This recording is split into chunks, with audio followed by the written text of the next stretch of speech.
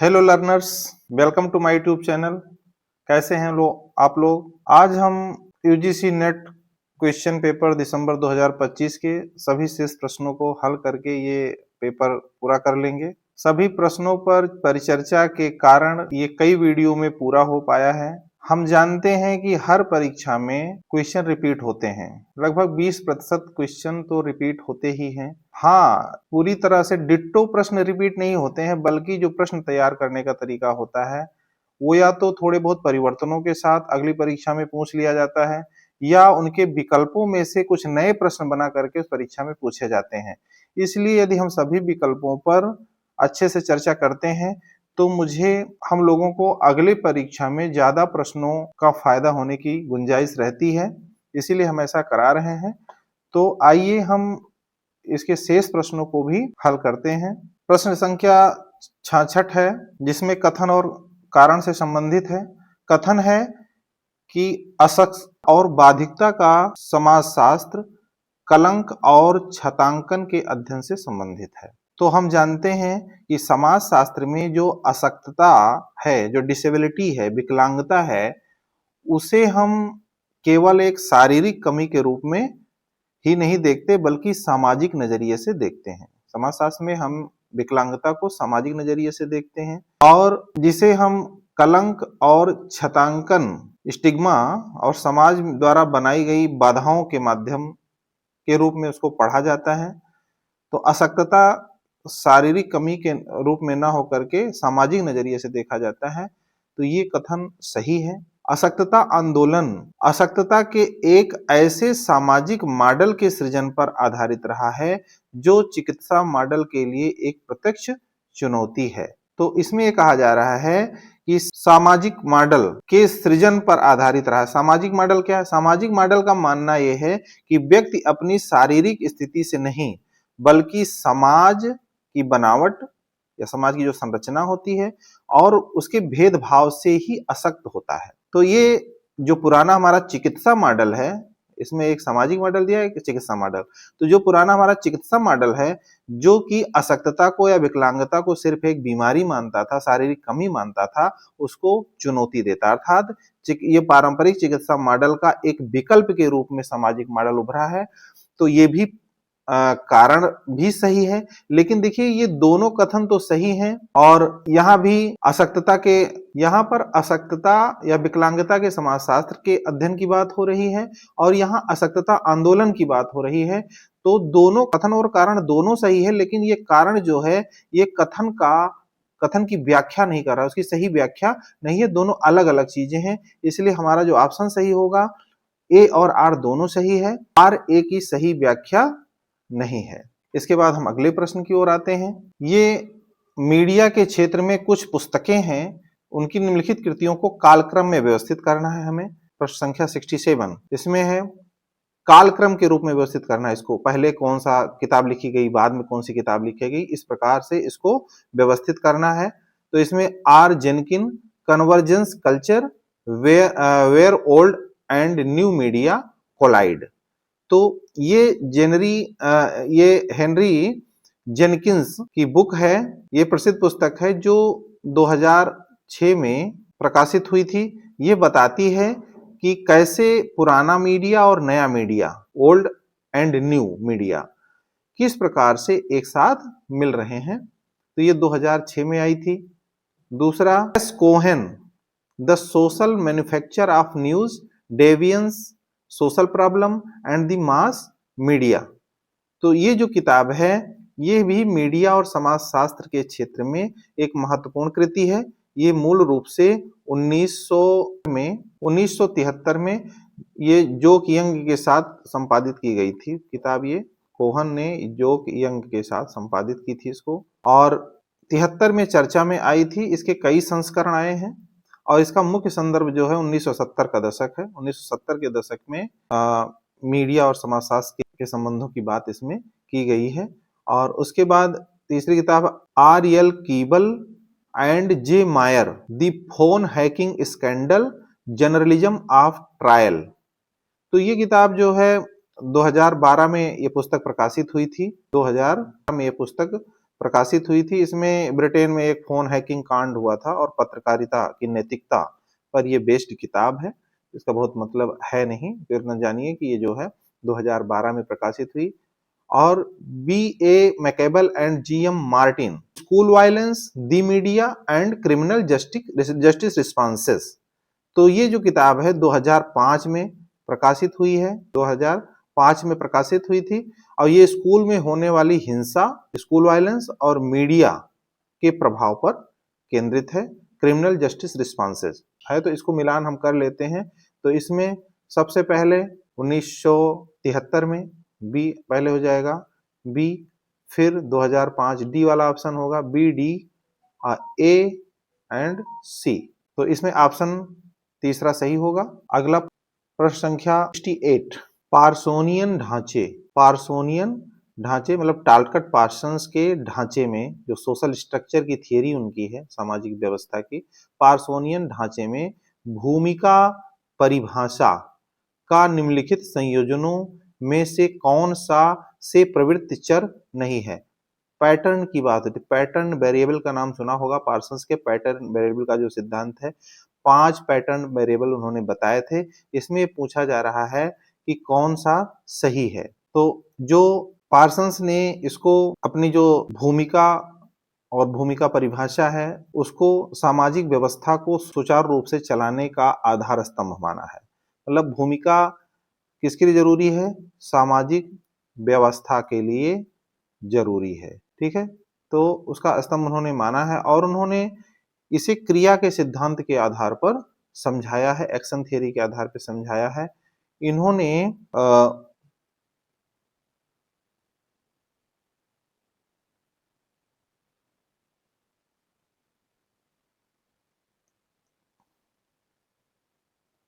इन्होंने बताया है कि जब किसी भी भूमिका को परिभाषित करते समय कर्ता के सामने 5 द्वंद्व होते हैं। कर्ता के सामने 5 द्वंद्व होते हैं, जिनमें वो कोई एक चुनता है, उनमें से किसी का चयन करता है और उसे इसके आधार पर भूमिका की परिभाषा तय होती है। भूमिका की जो परिभाषा है वो तय होती है।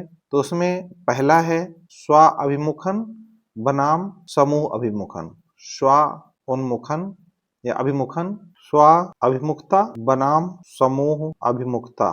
ठीक है, पहला तो ये है। उसके बाद उन्होंने भावुकता बनाम भावात्मक तटस्थता। दूसरा जो पैटर्न वेरिएबल है वो है भावुकता बनाम भावात्मक तटस्थता।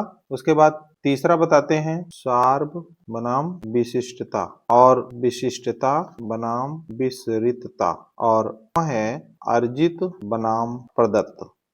तो ये 5 पैटर्न वेरिएबल उन्होंने बताए थे कि किसी भी भूमिका को परिभाषित करते समय कर्ता के सामने 5 विकल्प होते हैं।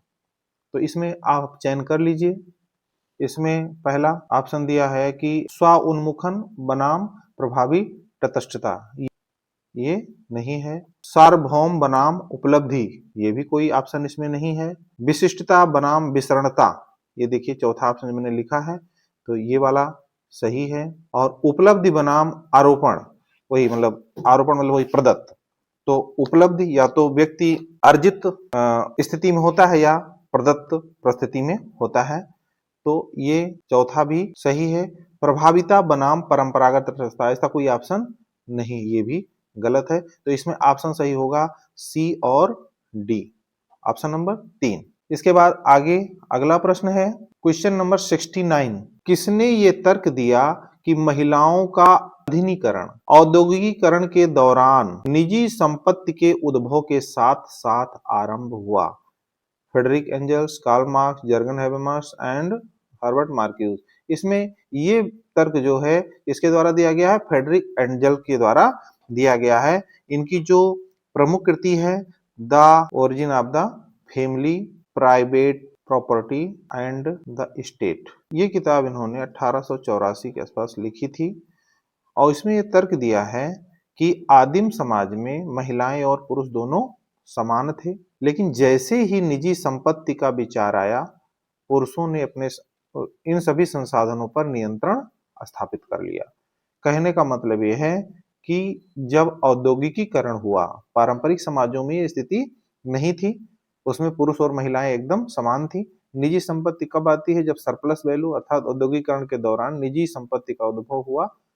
इसी के साथ साथ महिलाओं का जो अधीनीकरण है वो स्टार्ट हो जाता है। इसको वो ऐतिहासिक हार कहते हैं। वो कहते हैं कि ये जो गिरावट आई महिलाओं की स्थिति में, ये स्त्री जाति की विश्व ऐतिहासिक हार थी। स्त्री जाति की विश्व ऐतिहासिक हार था ये जो घटना घटी। World historical defeat of the female sex कहा इसको उन्होंने, उनके अनुसार कि पितृसत्ता और पूंजीवाद, मतलब ये जो पितृसत्ता है, फ्रेडरिक एंजल्स कहते हैं कि पितृसत्ता किसका परिणाम है? दो चीजों का, पूंजीवाद और निजी संपत्ति, इन दोनों का परिणाम है। जब दोनों ये उदय हुए तभी पितृसत्ता आई। तो ये प्रश्न जो है नारीवाद और मार्क्सवाद के जुड़ाव पर आधारित है। इस आधार पे ये सही है। कार्ल मार्क्स के बारे में हम जानते हैं। कार्ल मार्क्स के ही दोस्त थे फ्रेडरिक एंजल्स, ये भी मार्क्सवादी थे। कार्ल मार्क्स के वैचारिक दृष्टिकोण से अपना इन्होंने अध्ययन किया है। लेकिन ये महिला औद्योगिकरण के दौरान निजी संपत्ति, ये जो तर्क दिया था ये फ्रेडरिक एंजल्स ने ही दिया था। जर्गन हैबरमास ये पब्लिक स्फेयर से जुड़े हुए हैं, कम्युनिकेटिव एक्शन से जुड़े हुए हैं।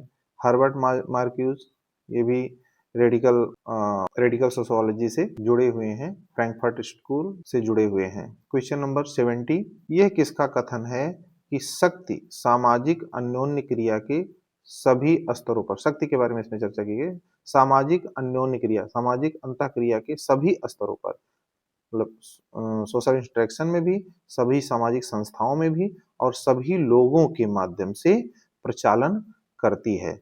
इसका मतलब ये है कि शक्ति कोई एक जगह नहीं, मतलब सामाजिक अंतःक्रिया के सभी स्तरों पे होती है, सभी सामाजिक संस्थाओं में पाई जाती है और सभी लोगों के माध्यम से प्रचालन करती है। तो ये कथन जो है मिशेल फूको का है। फूको ने कहा था कि शक्ति कोई चीज नहीं है कि कोई चुरा ले, बल्कि ये जाल की तरह है, जाल है जो पूरे समाज में फैला हुआ है, पूरे समाज में है, एक जगह नहीं है, पूरे समाज में है। उन्होंने कहा था कि शक्ति केवल पुलिस और कानून में नहीं है, बल्कि ये हमारे बात करने के तरीके में भी है, विज्ञान में भी है, सत्य की जो परिभाषाएं दी जाती हैं उसमें भी है, मतलब सत्य में भी छिपा हुआ, उसकी परिभाषा में भी छिपा हुआ है। तो ये कथन है कि मतलब शक्ति सेंट्रलाइज नहीं है, ये फैली हुई है एक जाल की तरह जो सभी पूरे समाज में फैली हुई है। वही उन्होंने कहा था कि सामाजिक अंतःक्रिया के सभी स्तरों पर भी ये पाई जाती है, सभी सामाजिक संस्थाओं में पाई जाती है और सभी लोगों के माध्यम से प्रचालन में आती है या उसको चलती है। मैक्स वेबर क्या कहते हैं? मैक्स वेबर की शक्ति की अवधारणा के बारे में पहले चर्चा कर चुके हैं। वो कहते हैं किसी व्यक्ति की वो क्षमता जिसे वो दूसरों के विरोध के बावजूद भी अपनी इच्छा पूरी करवा सके। दूसरा कोई नहीं चाहता है उसको मानना, लेकिन उसको मनवा सके, ऐसी क्षमता जो है शक्ति कहलाती है। उन्होंने शक्ति को वैधता से भी जोड़ा था। 3 प्रकार की सत्ता का वर्णन उन्होंने किया था, करिश्माई, पारंपरिक और लीगल रेशनल, कानूनी तार्किक सत्ता। कार्ल मार्क्स जो है शक्ति का आधार किसे मानते हैं? इनका शक्ति का आधार आर्थिक है, जिसके पास ज्यादा पूंजी है वो शक्तिशाली है, और उसी के पास राजनीतिक और सामाजिक शक्ति भी होती है जिसके पास आर्थिक शक्ति है। और दमन से छूटने का एक साधन बताते हैं जिसे क्रांति कहते हैं, वो क्रांति से ही कहते हैं कि बदल सकता है। उसके बाद पियरे बुर्दियू का कल्चरल कैपिटल, ये उदाहरण इनकी है, कल्चरल कैपिटल, और हैबिटस की अवधारणा भी देते हैं। उनका मानना था कि ये भी मानते हैं, बोर्दियू भी मानते हैं कि शक्ति केवल पैसे में ही नहीं होती है, बल्कि हमारी शिक्षा में है, बोलने के तरीके में है, सामाजिक संपर्कों में है, मतलब सोशल कैपिटल की बात वो करते हैं, तो सामाजिक संपर्कों में भी है, जिससे समाज में असमानता बनी रहती है। तो इस प्रकार की चर्चा, शक्ति के बारे में सबका अलग अलग विचार, लेकिन ये जो कथन है ये मिशेल फूको का है।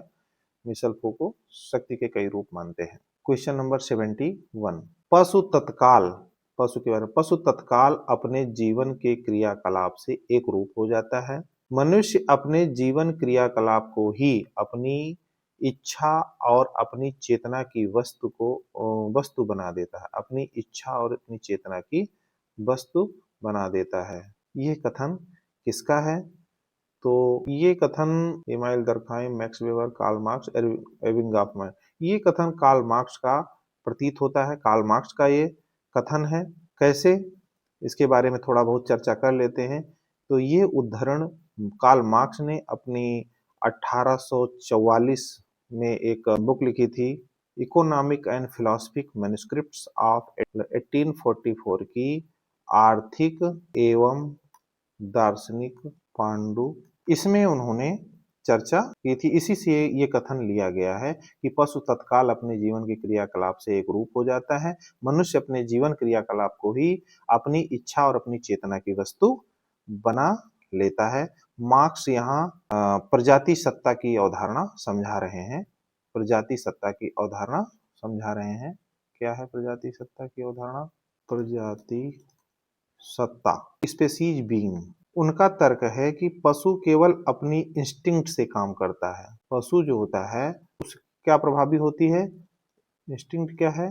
प्रवृत्ति, मूल प्रवृत्ति से ही प्रभावित होता है। जबकि मनुष्य क्या है? सचेत होकर के योजना बनाता है और उसकी और प्रकृति को भी बदल देता है। मतलब मनुष्य के अंदर योजना बनाने की क्षमता, सोचने की क्षमता, अपने प्रकृति को मतलब कि सब कुछ बदलने की क्षमता उनमें होती है। मार्क्स ने इसी क्षमता को छीन जाने को ही अलगाव के रूप में माना है। जब उसकी जो आंतरिक क्षमता होती है वो छिन जाती है तो वो एलिनेटेड हो जाता है व्यक्ति। तो इस प्रकार से वो बात करते हैं। इमाइल दरखाइम क्या कहते हैं? इमाइल दरखाइम ने सामाजिक तथ्यों की बात की है, श्रम विभाजन की बात की है। दुर्खिम मानते हैं कि समाज जो है व्यक्ति से ऊपर है, लेकिन मनुष्य और पशु के अंदर अंतर को इस प्रकार से वो नहीं समझाते हैं, बल्कि वो सामाजिक एकजुटता की बात करते हैं। मैक्स वेबर के बारे में भी हमने इसके पहले भी बात किया। मैक्स वेबर ने सामाजिक क्रिया की अवधारणा दी है, सोशल एक्शन पर उन्होंने जोर दिया है। उन्होंने कहा है कि मनुष्य अपनी क्रियाओं के माध्यम से अर्थ देता है। ये मार्क्स के करीब जरूर लगता है कि मनुष्य अर्थ का निर्माण करता है, जैसा कि वहां पे कहा गया है, ऊपर मार्क्स ने भी कहा है, तो करीब लगता है। लेकिन ये कथन मार्क्स की पांडुलिपि से लिया गया है। तो और इसमें एर्विन गॉफमैन के बारे में, ये माइक्रो सोशियोलॉजी के विद्वान हैं, सूक्ष्म समाजशास्त्र के विद्वान हैं। इन्होंने ड्रामेटर्जी, नाट्यशास्त्र का सिद्धांत दिया, जो कि सिंबॉलिक इंटरसेनिज्म, प्रतीकात्मक अंतःक्रियावाद का ही एक शाखा है। तो नाट्यशास्त्र के विचारक हैं, जिसमें बताते हैं कि मनुष्य जो है समाज के मंच पर किस प्रकार से, समाज रूपी मंच पे किस प्रकार से भूमिका निभाता है। तो इसमें प्रतीकात्मक अंतःक्रियावाद से ही निकला है एथनो, इसी से निकला है फेनो और ड्रामेटर्जी। ये सभी जितनी शाखाएं निकली हैं, ये उनके शिष्यों के, जीएस मीड के शिष्यों द्वारा ही शुरुआत की गई है। ये माइक्रो सोशियोलॉजी से रिलेटेड धाराएं हैं। इसके बाद अगला जो प्रश्न है वो क्वेश्चन नंबर 72, इसके बारे में पढ़ते हैं। भूमि सुधार कानूनों की न्यायिक समीक्षा से संरक्षित करने के लिए किस संविधान संशोधन द्वारा 9वीं अनुसूची को जोड़ा गया? इसमें कहा जा रहा है कि हम जानते हैं कि स्वतंत्रता के पश्चात भारतीय समाज में कई प्रकार की असमानता भी थी, गरीबी थी भी, बेरोजगारी भी थी। तो असमानता को दूर करने के लिए और गरीबी को भी एक तरह से दूर करने के लिए, क्योंकि जब तक समाज में समानता नहीं आएगी, गरीबी दूर नहीं हो सकती थी। किसी के पास मतलब भूमि से संबंधित, क्योंकि हमारा भारतीय समाज कृषक समाज था, कई सारी समस्याएं थी भूमि से रिलेटेड, तो उसी भूमि सुधार किए गए थे। कई प्रकार के कानून भूमि सुधार करने के लिए लागू किए गए थे, तो जिसके कारण लोगों द्वारा उसको न्यायालय में वाद दायर कर दिया गया, जिससे वो कानून लागू नहीं हो पा रहे थे। तो सरकार ने पहला संशोधन किया, भारतीय संविधान में पहला संशोधन किया, जिसके माध्यम से 9वीं अनुसूची को जोड़ा गया। यहाँ पे लिखा भी हुआ है प्रश्न में, 9वीं अनुसूची को जोड़ा गया। तो इसमें स्वतंत्रता के बाद सरकार ने जमींदारी उन्मूलन और भूमि सुधार जब शुरू किया था, तो उसको अदालतों में चुनौती दे दी गई थी। इससे निपटने के लिए ही तत्कालीन प्रधानमंत्री जवाहरलाल नेहरू ने 9वीं अनुसूची को इसमें जोड़ा था। इसका उद्देश्य जो था, इस प्रकार के कानूनों को सुरक्षित करना जिन्हें मौलिक अधिकारों के उल्लंघन के आधार पर कोर्ट में चुनौती न दी जाए। मतलब समाज के कल्याण की भावना इसमें ज्यादा थी, व्यक्तिगत हितों को महत्व नहीं दिया गया था। 42वां संशोधन क्या था? जो 42वां संविधान संशोधन है, इसको लघु संविधान भी कहा जाता है। क्यों कहा जाता है लघु संविधान? क्योंकि इसमें कई सारे अधिनियम जोड़े गए। इसी संविधान में प्रस्तावना में भी परिवर्तन किया गया। प्रस्तावना में भी परिवर्तन किया गया जिसमें समाजवादी शब्द जोड़ा गया। पहले मूल संविधान में समाजवादी शब्द नहीं था, समाजवादी शब्द बाद में जोड़ा गया। धर्मनिरपेक्ष शब्द को जोड़ा गया, जो कि बाद में पंथ निरपेक्ष, मतलब धर्मनिरपेक्ष में पंथ निरपेक्ष की बात की गई है। धर्म को भारतीय समाज में कर्तव्य के रूप में लिया गया है, तो कर्तव्य निरपेक्ष नहीं होना है, तो इसमें पंथ निरपेक्ष की बात की गई है। और अखंडता शब्द जोड़े गए, क्योंकि पहले एकता शब्द उसमें था, बाद में अखंडता शब्द जोड़ा गया 42वें संविधान संशोधन द्वारा। और इसके बाद 44वां संविधान संशोधन, ये मुख्य रूप से जो 42वां संविधान संशोधन हुआ था, उसके जो विवादित प्रावधान थे, सरकार बदल गई थी, विवादित जो प्रावधान थे उसको हटाया गया, प्रावधानों को पलटने के लिए लाया गया था, इसको पलटने के लिए लाया गया था। इसमें एक महत्वपूर्ण संशोधन हुआ था, संपत्ति का जो अधिकार था, जो पहले मूल अधिकार था, उससे हटा करके केवल कानूनी अधिकार बना दिया गया, इसको कानूनी अधिकार बना दिया गया। तो ये महत्वपूर्ण संशोधन इसमें हुआ था। और ये जो 73वां संविधान संशोधन है, ये 73वां संविधान संशोधन ये पंचायती राज संस्थाओं से संबंधित है, पंचायती संस्थाएं से संबंधित है। तो इस प्रकार ये संशोधन किए गए। इसके 73वें संविधान संशोधन द्वारा पंचायती राज संस्थाओं को संवैधानिक दर्जा दिया गया। अगले प्रश्न पर आते हैं, क्वेश्चन नंबर 70, आधुनिकता के जगरनॉट। देखिए इस क्वेश्चन पेपर में जगरनॉट ये जो वर्ड है कई बार आया हुआ है, कई प्रश्नों में है, तो ये बहुत महत्वपूर्ण अवधारणा है एंथोनी गिडेंस की। इसमें 4 ऑप्शन दिए गए हैं, Karl Mannheim, Jurgen Habermas, Anthony Giddens, G Smith. तो ये एंथोनी गिडेंस की अवधारणा है, आधुनिकता के जगरनॉट पर इन्होंने ही चर्चा की है। इन सभी विकल्पों पर हम थोड़ा बहुत चर्चा कर लेते हैं। कार्ल मेनहाइम जो है ये ज्ञान के समाजशास्त्र से रिलेटेड है, ज्ञान के समाजशास्त्र से संबंधित है, सोशियोलॉजी ऑफ नॉलेज, ये उसके जनक माने जाते हैं, ज्ञान के समाजशास्त्र के जनक माने जाते हैं। इनका मुख्य कार्य जो था वो ideology and utopia, idea and utopia, इनकी बुक भी है, इस पर इनका मुख्य कार्य है।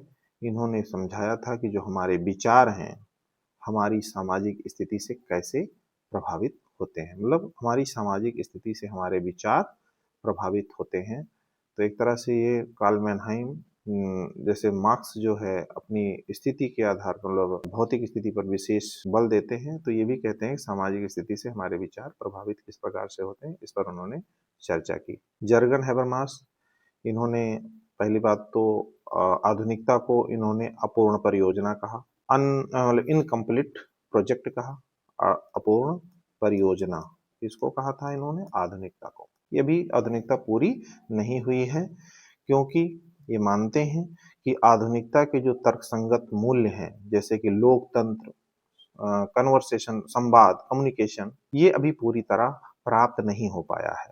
क्योंकि सच्ची आधुनिकता तभी आएगी जब लोकतंत्र पूरी तरह स्थापित होगा, और लोकतंत्र तभी स्थापित होगा जब पब्लिक स्फीयर को महत्व दिया जाएगा और जो संवाद है, कम्युनिकेशन है, उसको पूरी तरह से सोसाइटी में लागू किया जाएगा। ये भी पूरी तरह प्राप्त नहीं हो पाया है।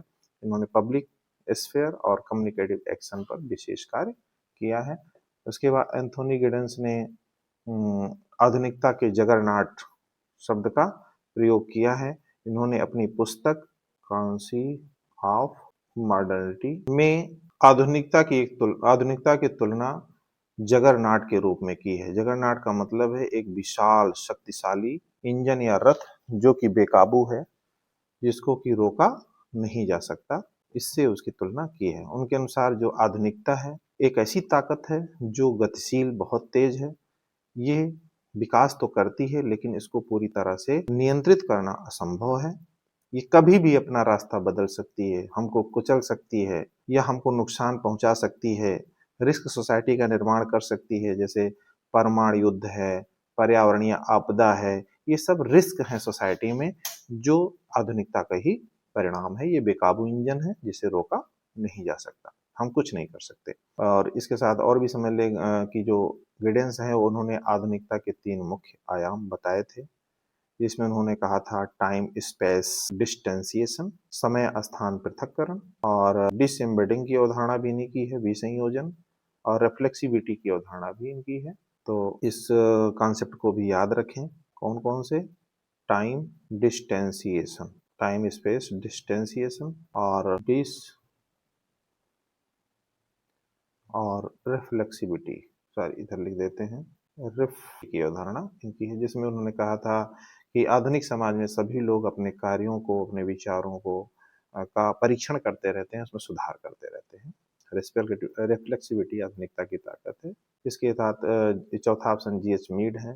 हमने बताया कि प्रतीकात्मक अंतःक्रियावाद के प्रमुख विचारक हैं। इनके शिष्य हर्बर्ट ब्लूमर द्वारा ही प्रतीकात्मक अंतःक्रियावाद वर्ड यूज किया गया था, लेकिन प्रतीकात्मक अंतःक्रियावाद के सबसे प्रमुख विचारक हैं। इन्होंने स्व की अवधारणा दी, जिसमें उन्होंने आई मी थियरी के रूप में मैं और मुझे के बीच को समझाते हुए समाजीकरण के सिद्धांत को प्रस्तुत किया है।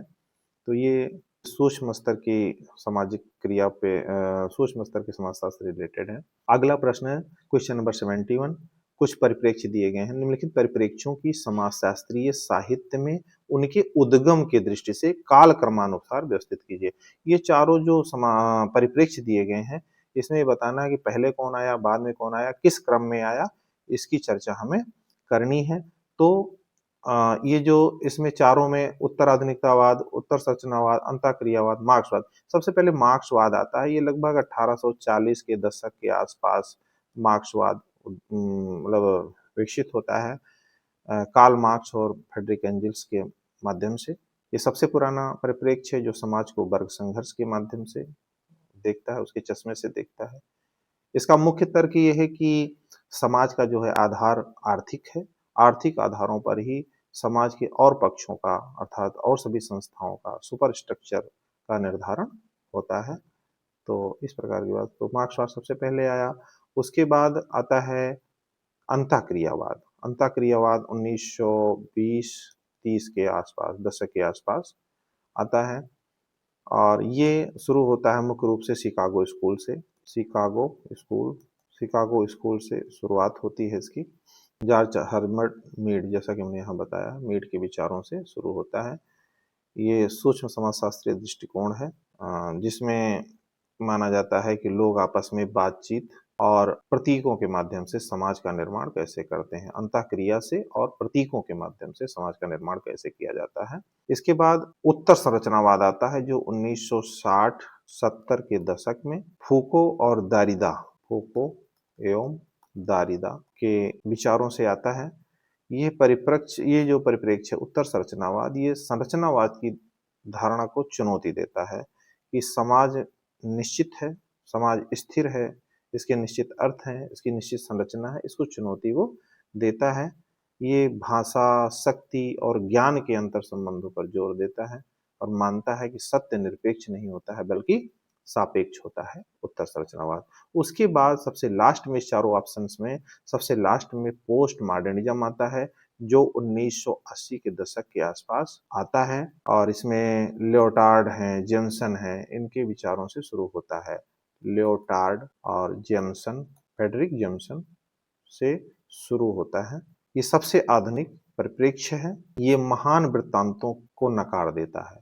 ये जो है महान वृत्तांतों को उत्तर आधुनिकतावाद नकारता है। ग्रैंड नैरेटिव्स जैसे कि मार्क्सवाद है, या जो विज्ञान की धारणा है, कार्य कारण संबंध है, जो ग्रांड नैरेटिव्स है, इसकी सत्यता को खारिज करता है। ये विखंडन को महत्व देता है, विविधता को महत्व देता है और उपभोक्ता संस्कृति की बात करता है। तो इस प्रकार से सबसे पहले डी, फिर सी, फिर बी और ए, इस प्रकार से इसमें ऑप्शन कौन सा सही होगा? डी, सी, बी, ए, पहला ऑप्शन सही होगा।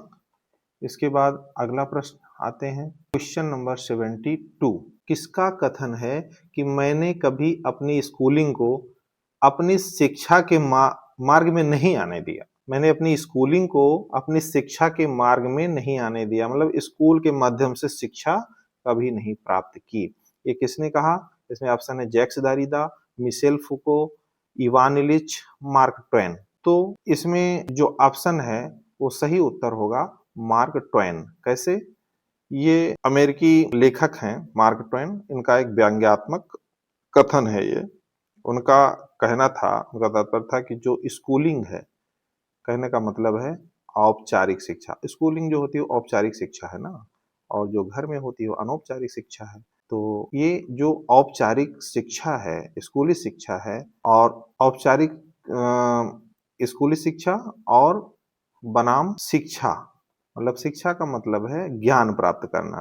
तो जो स्कूलिंग है और जो शिक्षा है दोनों अलग अलग चीजें हैं। स्कूल क्या करते हैं? अक्सर आपकी रचनात्मकता को रोक देते हैं। आपके अंदर जो इनर पावर होती है रचनात्मकता की, उसको रोक देते हैं। वो अपने हिसाब से चीजों को करते हैं। तो ये मार्क ट्वेन का कथन है। इसमें और ऑप्शंस पे बात कर लेते हैं। जैक्स देरिडा ये उत्तम संरचनावाद के प्रमुख विचारक हैं। अभी हमने इसके पहले वाले प्रश्न में चर्चा की थी। उत्तर संरचनावाद के प्रमुख विचारक हैं जिन्होंने विखंडनवाद, डिकंस्ट्रक्शन की अवधारणा दी थी, उसका सिद्धांत दिया था। इनका शिक्षा पे इस प्रकार का कोई व्यंग नहीं है। मिशेल फूको, कई बार चर्चा हो गई, डिसिप्लिन एंड पनिश में इन्होंने स्कूलों की तुलना जेलों से की है। स्कूल की तुलना उन्होंने किससे की है? जेल से। इसमें वो पेनोप्टिकन की बात करते हैं। पेनोप्टिकन वगैरह, पेनोप्टिकन के सिद्धांत में कहते हैं कि एक प्रकार से ये नियंत्रण का माध्यम है। अनुशासन और नियंत्रण इससे किया जाता है। इसमें अनुशासन के माध्यम से बच्चों के शरीर पर, बच्चों के दिमाग पर नियंत्रण स्थापित किया जाता है। इस प्रकार की बात वो करते हैं स्कूलिंग और शिक्षा के बारे में। और इवान इलिच बहुत ज्यादा महत्वपूर्ण है। गलती से इवान इलिच ही इस ऑप्शन में लोगों द्वारा लगा दिया जाता है, क्योंकि ये कथन थोड़ा बहुत इवान इलिच से मैच करता है, लेकिन ये कथन जो है मार्क ट्वेन का है, क्योंकि व्यंग्यात्मक कथन है। इवान इलिच ने ये बात नहीं कही थी। इन्होंने डी स्कूलिंग सोसाइटी की अवधारणा दी है। डी सोसाइटी, ये किताब भी है इनकी, उसमें ये बुक है इनकी। इनका मानना है कि स्कूलों ने शिक्षा का व्यवसायीकरण कर दिया है। अगर आपको असली रूप से ज्ञान देना है, असली शिक्षा प्राप्त करनी है, तो हमें स्कूलों को खत्म कर देना चाहिए। डी स्कूलिंग सोसाइटी की बात करते हैं, स्कूल विहीन समाज की बात करते हैं। तो इस प्रकार से अगले क्वेश्चन पे हम आते हैं। Question number 23। एक समष्टि यूनिवर्स में प्रत्येक इकाई के चयन की समसंभाव्यता। जब हम रिसर्च करते हैं तो हम अपने अध्ययन के लिए इकाई को चुनते हैं कि किसका हमें, किस सोसाइटी का, किस इकाई का हमें अध्ययन, किस चीज का अध्ययन करना है। तो उस समष्टि में से हम इकाई का चयन करते हैं। इकाई के चयन में सबकी समान संभावना हो चुनने की। ये किस प्रकार का चयन, किस प्रकार का प्रतिचयन हम उसमें यूज करते हैं जब सभी इकाइयों के समान संभावना हो चुनने की। तो इसमें हम रैंडम सैंपलिंग में सभी इकाइयों के बराबर चुने की जाने की संभावना होती है। रैंडम सैंपलिंग, इसमें सभी इकाइयों के बराबर चुने जाने की संभावना होती है। इसमें कोई पक्षपात नहीं होता। जैसे हम कह सकते हैं लॉटरी, जो लॉटरी पद्धति है वो यादृच्छिक प्रतिचयन है। सुविधाजनक प्रतिचयन, इसमें कन्वेनियंस सैंपलिंग होती है। इसमें जो शोध करता है वो सुविधा को देखते हुए काम करता है। शोधकर्ता अपनी सुविधा के अनुसार उन लोगों को चुन देता है जो कि आसानी से उपलब्ध होते हैं। जैसे हम रिसर्च कर रहे हैं, सड़क से जा रहे हैं, जो कोई मिल गया उससे पूछ लिया। यहाँ सबको बराबर मौका नहीं दिया जाता है। स्वोद्देश्य पर प्रतिचयन, इसमें परपजीव, इसमें उद्देश्यपूर्ण परपजीव जो सैंपलिंग होती है, इसमें शोधकर्ता अपने उद्देश्य के अनुसार केवल उन लोगों को चुनता है जिनके पास विशिष्ट जानकारी होती है। अर्थात जान करके कि हाँ इनके पास ज्यादा जानकारी इनको मिल सकती है, तो उद्देश्यपूर्ण चयन होता है इसमें। इसमें जो डबल सैंपलिंग है, इसमें क्या होता है कि एक बड़ा सैंपल ले लिया जाता है, फिर उसी सैंपल में से एक छोटा सैंपल ले लिया जाता है, तो 2 बार चयन किया जाता है, दोहरा चयन इसको कहते हैं। तो इस प्रकार से ऑप्शन नंबर 1 इसमें सही होगा। जब समष्टि में प्रत्येक इकाई के बराबर चयन की संभावना होती है बिना किसी पक्षपात के, तो उसे यादृच्छिक प्रतिचयन या रैंडम सैंपलिंग कहते हैं। अगला प्रश्न है 74। ये पियरे बोर्दियू आधुनिक विचारक, कई सारे प्रश्न इसमें आए हुए हैं जिसमें बार बार वही प्रश्न रिपीट हो रहे हैं। पियरे बोर्दियू द्वारा निम्नलिखित प्रकाशनों के क्रम की पहचान कीजिए।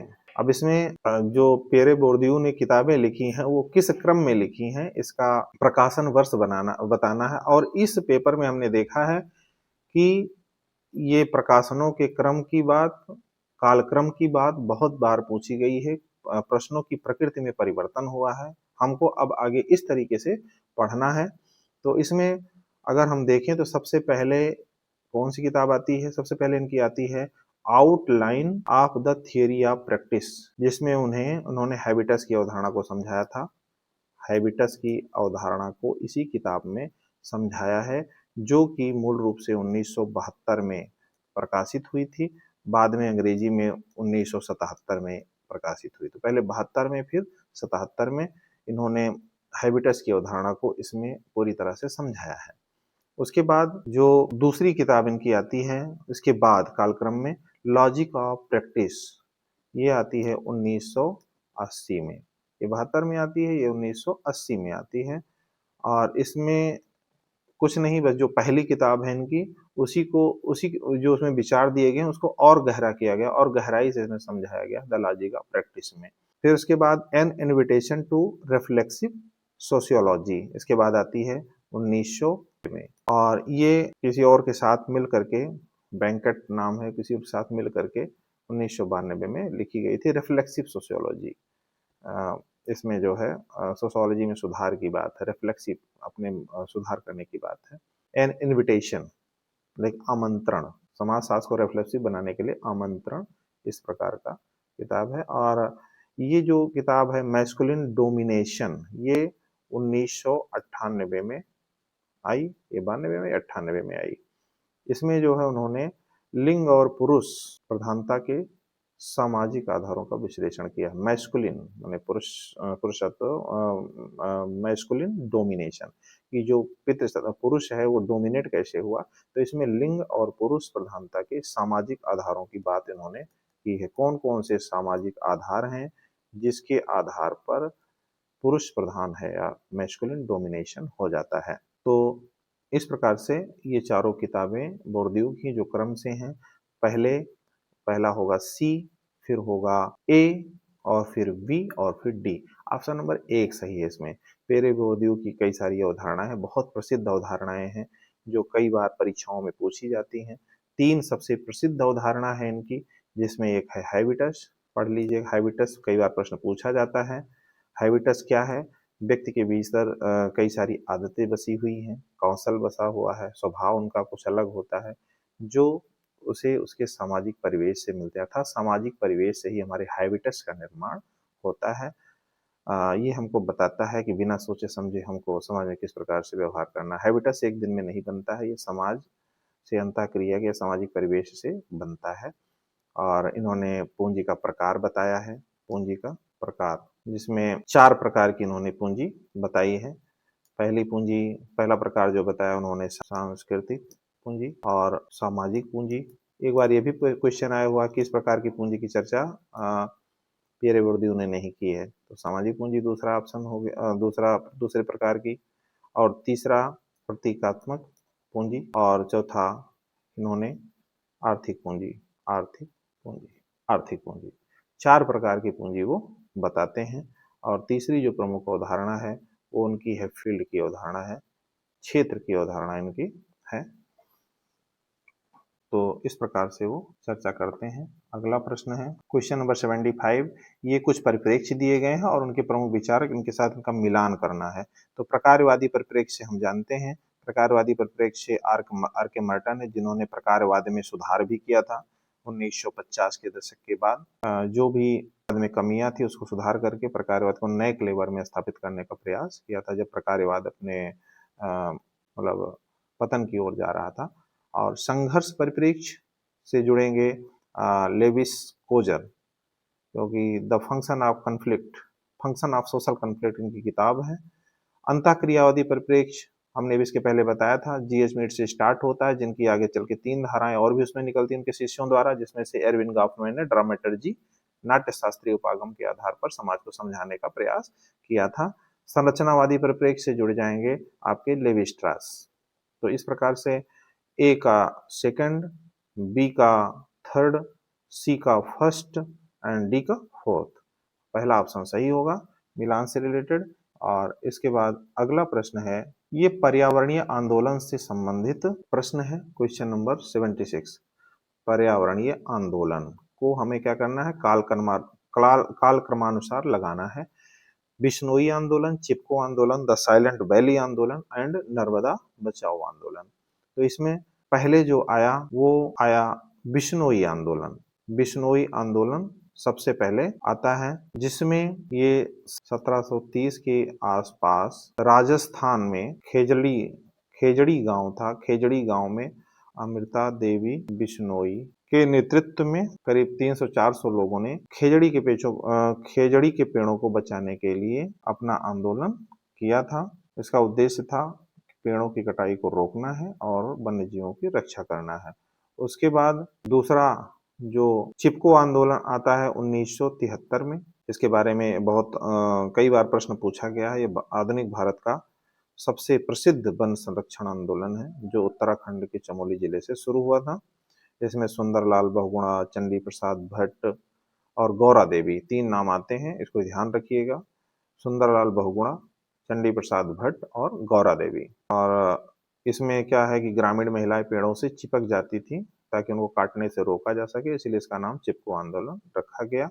उसके बाद द साइलेंट वैली आंदोलन, ये 1978 में हुआ। व्यापक रूप से चर्चा में आया, शुरू पहले से हुआ था। और इसमें था केरल में शुरू हुआ। केरल के पालक्काड जिले में जो ट्रॉपिकल रेन फॉरेस्ट है, उष्ण कटिबंधीय वर्षा वन है, वहां उसको बचाने के लिए शुरू हुआ था, क्योंकि वहां पर एक कुंतीपुझा नदी थी। कुंतीपुझा नदी पर एक जल विद्युत परियोजना थी। उसको जल विद्युत परियोजना का निर्माण हो रहा था, जिससे उस घाटी को बहुत नुकसान था। इसी के विरोध में साइलेंट वैली आंदोलन को शुरू किया गया था, जैव विविधता की सुरक्षा के लिए। उसके बाद अगला नर्मदा बचाओ आंदोलन, ये 1985 में किया गया। इसमें नर्मदा नदी पे जो बनने वाले बड़े बांध, जैसे सरदार सरोवर बांध, जहां बन रहा था सरदार सरोवर बांध,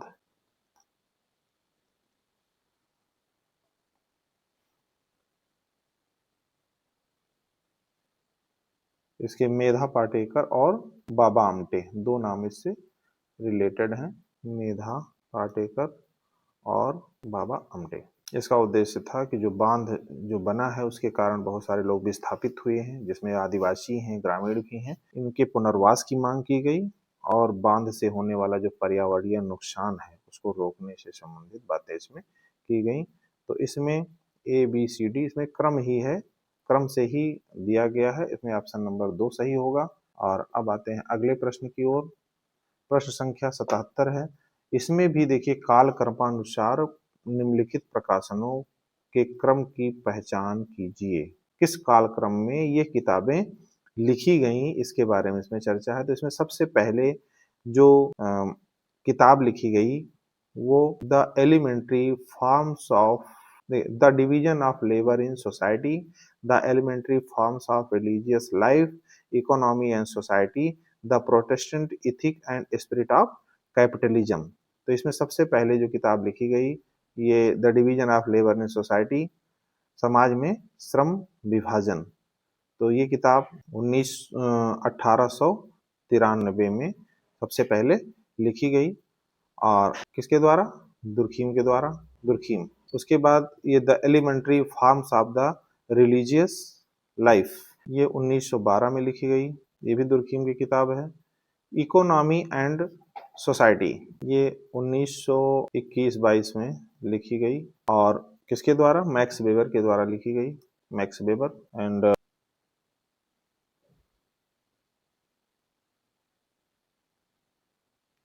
the Protestant ethic and spirit of capitalism, ये 1904 में लिखी गई थी, ये भी मैक्स वेबर द्वारा लिखी गई। तो इसको क्रम से आप लगा लीजिए। इसमें सबसे पहले 1893 पहले नंबर पे ए, एंड फिर 1904 दूसरे नंबर पे डी, ए डी। उसके बाद the elementary form of the religious life 1912 and economy and society 1921-22। तो ऑप्शन नंबर 2 सही होगा। इसमें इसमें 4 किताबें दी गई हैं, पहली दोनों दुर्खीम द्वारा लिखी गई हैं और बाद की दोनों मैक्स वेबर द्वारा लिखी गई हैं। इसके बाद अगले प्रश्न पर हम आते हैं। Question number 78, M.N.. श्रीनिवास द्वारा निम्नलिखित प्रकाशनों के क्रम की पहचान कीजिए। इस वाले क्वेश्चन पेपर में बुक के कालक्रम पर बहुत सारे प्रश्न आए हैं, प्रकाशन के वर्ष के क्रम पर बहुत प्रश्न आए हुए हैं। Religion and society among the courts of South India, caste in modern India and other states, the case of the potter and the priest, social change in modern India। तो इसमें जो प्रकाशन का क्रम है उसमें religion and society among the courts of South India 1952 में, और caste and modern India other states 1962 में, और the case of the potter and the priest ये 1959 में ये किताब लिखी गई 1959। ये लेकिन लेख के रूप में था, ये लेख लिखा गया था, बाद में संग्रहित किया गया 1964 में संग्रहित किया गया, और social change in modern India 1966 में। तो इसमें क्रम को लगाएं तो पहले ए, फिर बी, फिर सी, फिर डी। तो इस क्रम में ही, क्योंकि यहाँ ये लेख के रूप में था तो इसको नहीं लेंगे, 62 बाद 64 फिर 66। तो इसमें A B C D option number 2 सही होगा। Religion and society among the courts of South India ये श्रीनिवास की सबसे महत्वपूर्ण कृति है। इसी पुस्तक में उन्होंने संस्कृताइजेशन की अवधारणा दी है, पहली बार विस्तार से उसको प्रस्तुत किया है। पूर्व के लोगों के सामाजिक और धार्मिक जीवन का उन्होंने गहन अध्ययन किया है। संस्कृताइजेशन की अवधारणा इसी में दी गई है, संस्कृति, ठीक है। और caste in modern India and other essays, इसमें आधुनिक भारत में जाति की बदलती भूमिका पर लेख है। इसमें उन्होंने बताया है कि किस प्रकार से लोकतंत्र और राजनीति ने जाति व्यवस्था को नए रूप में सक्रिय कर दिया है। Caste in modern India other essays में the case of the potter and the priest, ये हमने बताया कि लेख के रूप में पहले था, बाद में संग्रहित हुआ 1964 में। ये एक एथनोग्राफिक अध्ययन है, ये एथनोग्राफिक स्टडी है ये, जिसमें गांव के विवाद के माध्यम से सामाजिक संरचना को और पदानुक्रम को उन्होंने समझाया है। Social change in modern India, इसमें भारतीय समाज में होने वाले परिवर्तनों का विश्लेषण करने के लिए 3 मुख्य अवधारणाओं को श्रीनिवास ने प्रयोग किया है, जिसमें संस्कृतिकरण, पश्चिमीकरण और लौकिकीकरण, 3 अवधारणाओं का प्रयोग social change in modern India में प्रस्तुत किया है, जिससे भारतीय समाज में होने वाले परिवर्तनों का विश्लेषण किया गया है। अगला क्वेश्चन है, इस आधार पर वीडियो लंबे बन जाते हैं लेकिन ये बहुत ही फायदेमंद हैं, इसलिए समय जरूर ज्यादा लग रहा है, लेकिन प्रश्न यदि रिपीट होंगे तो आपके प्रश्न पूरी तरह से सही होंगे, ये संभावनाएं ज्यादा हैं। इसमें क्वेश्चन नंबर 79 में सूची 1 सूची 2 दी गई है। सूची 1 में अवधारणाएं हैं, सूची 2 में विद्वान है। कुछ अवधारणाएं दी गई हैं, उससे संबंधित विद्वान को हमें मैच कराना है। तो इसमें जो ट्रस्ट एंड पावर, ये निकोलस लुहमैन की अवधारणा है, उससे जुड़ेगी। और द कल्चर इंडस्ट्री, अभी हमने इसके पहले बताया था, सांस्कृतिक पूंजी के बाद संस्कृति उद्योग की अवधारणा पियरे बोर्दियू की है। 1 डायमेंशनल सोसाइटी ये हर्बर्ट मार्क्यूस का है। और इसमें द कल्चर इंडस्ट्री ये थियोडर एडोर्नो की है, हैबिटस पियरे बोर्दियू की है। अब इन पे हम थोड़ी बहुत चर्चा कर लेते हैं। तो ट्रस्ट एंड पावर निकोलस लुहमैन की अवधारणा है। ये जर्मनी के विद्वान थे लुहमैन, जिन्होंने सोशल सिस्टम थियरी दिया था। सोशल सिस्टम थियरी पार्सन्स की भी है और इनकी भी है, सोशल सिस्टम थियरी, जिसमें उन्होंने तर्क दिया था कि आधुनिक समाज बहुत जटिल है और इस जटिलता को कम करने के लिए, इस जटिलता को, ट्रस्ट की बात करते हैं, जिस जटिलता को कम करने के लिए विश्वास, ट्रस्ट मीन्स विश्वास, एक सामाजिक तंत्र के रूप में कार्य करता है। बिना विश्वास के सामाजिक व्यवस्था का चलना असंभव है। तो ट्रस्ट एंड पावर मतलब विश्वास और शक्ति की बात निकोलस लुहमैन अपने सोशल सिस्टम थियरी में करते हैं।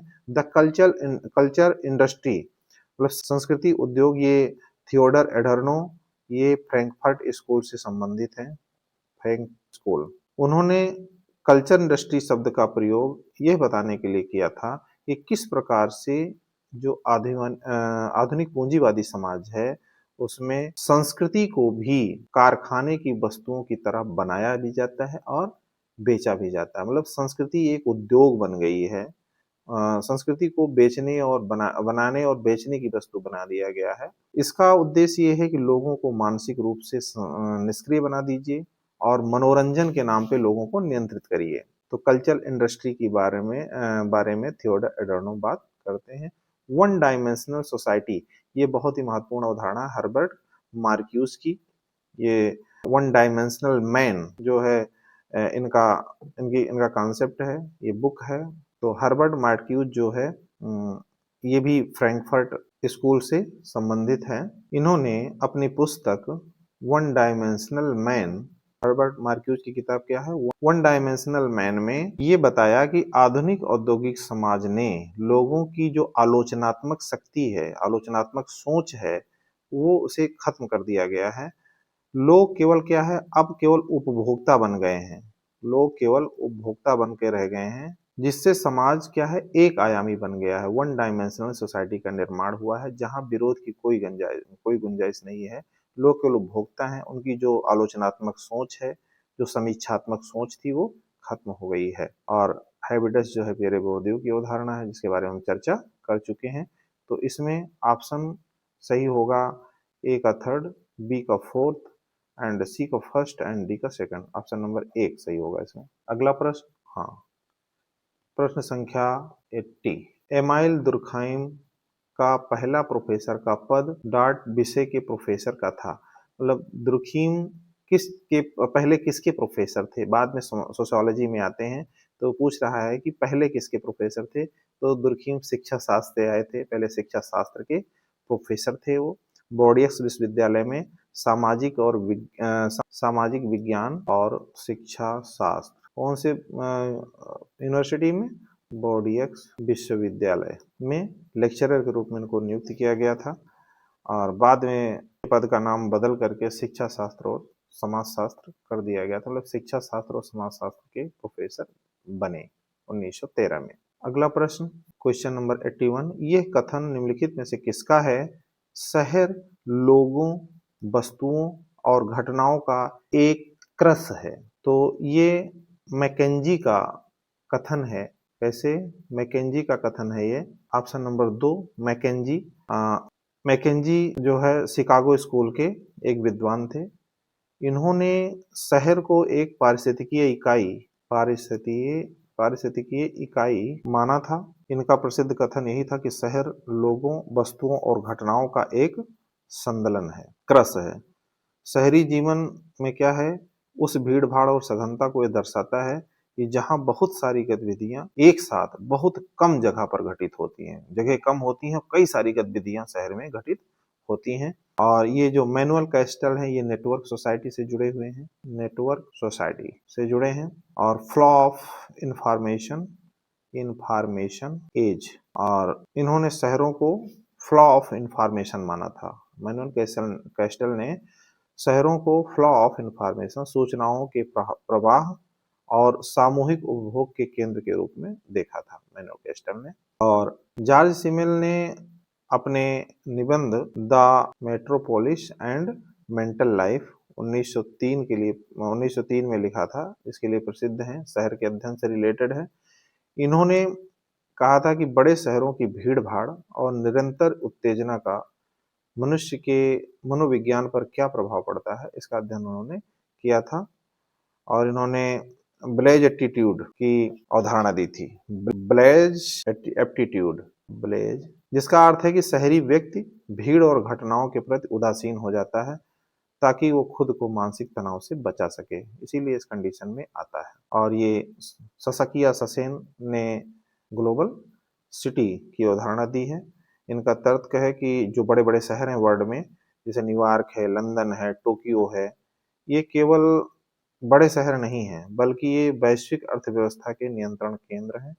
ये शहर पूरी दुनिया के वित्त और व्यापार को संचालित करते हैं। यहीं से सारा वित्त और व्यापार संचालित होता है। अगला प्रश्न, क्वेश्चन नंबर 82, मार्क्सवादी ढांचे में, मार्क्सियन व्यू में, मार्क्सवादी स्ट्रक्चर में निम्नलिखित अवधारणाओं को काल क्रमानुसार लगाना है। इस पहले कौन सी अवधारणा आती है, बाद में कौन सी अवधारणा आती है। तो इसमें सबसे पहले वर्ग की अवधारणा आएगी, फिर उसके बाद वर्ग, मार्क्स ने बताया है कि समाज में दो प्रकार के वर्ग होते हैं, एक सर्वहारा वर्ग, एक पूंजीपति वर्ग। तो जो सर्वहारा वर्ग है वो सबसे पहले क्लास इन इटसेल्फ में होता है, फिर बाद में क्लास फॉर इटसेल्फ के रूप में होता है। यहाँ छद्म चेतना होती है मजदूरों में, ये छद्म चेतना के रूप में से चित्रित किया है मार्क्स ने, और ये सत्य, ट्रू कॉन्शसनेस के रूप में इसको चित्रित किया है मार्क्स ने। उन्होंने कहा जब मजदूर वर्ग क्लास फॉर इटसेल्फ के रूप में हो जाता है, अपने लिए वर्ग के रूप में कन्वर्ट हो जाता है स्वयं में वर्ग से, तो वो सत्य चेतना को द्योतित करता है, और जब ऐसी कंडीशन में आता है तभी वर्ग संघर्ष होता है और समाज की संरचना बदल जाती है, मजदूरों का शासन होता है और समाज पूंजीवादी समाज से समाजवादी और साम्यवादी समाज की ओर चल पड़ता है। तो इस प्रकार से ये क्रम से ही ऑप्शंस दिए गए हैं, A B C and D. Option number 3 सही है। इसके बाद अगले प्रश्न पर आते हैं, क्वेश्चन नंबर 83। इसमें कथन और कारण से संबंधित है ये प्रश्न, और इसमें परिवार का विखंडन भारतीय सामाजिक संरचना में अब भी एक प्रमुख राजनैतिक परिघटना बना हुआ है। राजनैतिक परिघटना नहीं, ये राजनीतिक परिघटना नहीं बना हुआ है परिवार का विखंडन। इससे कोई राजनीतिक लाभ किसी को नहीं मिलने वाला है ये, क्योंकि परिवार का विखंडन एक सामाजिक घटना है भारतीय समाज की सामाजिक संरचना में, के कारण हो रहा है, ये राजनीतिक परिघटना नहीं है। आईपी देसाई ने महुआ में संयुक्तता के भावुकता मानदंड के संबंध में नाभिकीय और संयुक्त परिवारों की संरचना का अध्ययन किया। हाँ, ये सही है। आईपी देसाई ने गुजरात के महुआ ग्राम का अध्ययन किया था, जिसमें उन्होंने कहा था संयुक्त परिवार में भावुकता मानदंड के आधार पर उन्होंने बताया था कि संयुक्त परिवार में भावुकता के आधार पर ही उसकी बनावट सुनिश्चित होती है, इसमें जब कमी आती है तभी नाभिकीय परिवार बनते हैं। तो ये कारण सही है, कथन गलत है। तो ए सही नहीं है जबकि आर सही है। तो इस प्रकार से जो यूजीसी नेट 2000 दिसंबर 2025 में जितने भी प्रश्न थे, जो मैंने उसमें से चुने थे, वो मैंने सभी बता दिए हैं, और आशा करता हूं कि ये प्रश्न आपको समझ में आया होगा। इसके विकल्पों पे जो चर्चा हुई होगी, इससे एक थीम बनी होगी। अगर आगे अगली परीक्षाओं में इस प्रकार के प्रश्न अगर पूछे जाते हैं तो थोड़ी आसानी होगी। इससे रिलेटेड अगर कोई नया रिपीट होता है प्रश्न, या इन ऑप्शनों में से कोई नया प्रश्न बना कर अगली परीक्षा में आता है, और ये पढ़ने का तरीका मेरे हिसाब से ज़्यादा अच्छा माना जाता है, क्योंकि केवल ऑप्शनों को टिक करके अगले प्रश्न पर बढ़ चलना, ये थियरी और कॉन्सेप्ट की दृष्टि से उचित नहीं है। क्योंकि अब आने वाली परीक्षाओं में मेंस परीक्षाएं भी होनी है, जिसमें आपको कुछ निश्चित शब्दों में प्रश्नों के उत्तर देने हैं। तो उस लिहाज से भी इस प्रकार का अध्ययन, इस प्रकार की चर्चा बहुत आवश्यक है। तो यदि हमारी वीडियोज आपको पसंद आती हो तो इसे लाइक भी करें, सब्सक्राइब करें, अपने दोस्तों को शेयर करें जिससे वो भी लाभान्वित हों। और अब आज के लिए इतना ही। अब इसके बाद हम हायर एजुकेशन के जो इधर पेपर्स हुए हैं नज़दीकी, जो पिछले 3-4 सालों में, तो उन प्रश्नों को हल कराएंगे, जिससे प्रश्नों की प्रकृति पता चलेगी। क्योंकि अभी हायर एजुकेशन की डेट आ गई है जिसकी परीक्षाएं होनी है। आप लोग जुटे रहिए, नियमितता के साथ जुटे रहिए, धैर्य के साथ लगे रहिए, सफलता सुनिश्चित होगी, सफलता जरूर मिलेगी। इसी आशा के साथ आज मैं अपना वीडियो बंद करता हूँ। मिलते हैं।